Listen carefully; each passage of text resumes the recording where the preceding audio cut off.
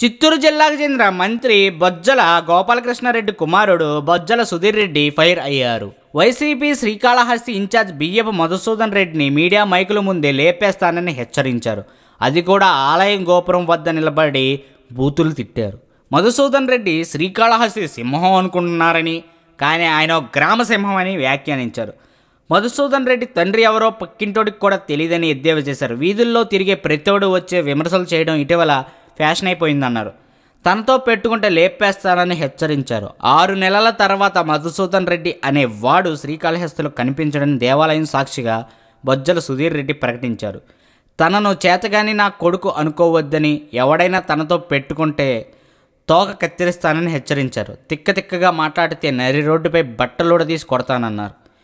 గతంలో ఎమ్మెల్యే రోజాకు ఏం జరిగిందో తెలుసు కదా, ఎక్కువ చేస్తే నీకు కూడా అదే గతి పడుతుందని మధుసూదన్ రెడ్డిని బొజ్జల సుధీర్ రెడ్డి వ్యాఖ్యానించారు. జగన్ను దొంగ అని అభివర్ణించారు సుధీర్ రెడ్డి. ఏ పార్టీ వాడైనా సరే తనతో జాగ్రత్తగా ఉండాలన్నారు. 6 నెలల్లో తనను లేకుండా చేస్తానని బొజ్జల సుధీర్ రెడ్డి ప్రకటించడంపై వైసీపీ శ్రీకాళహస్తి ఇన్ఛార్జ్ బియ్యపు మధుసూదన్ రెడ్డి చిత్తూరు జిల్లా ఎస్పీకి ఫిర్యాదు చేశారు.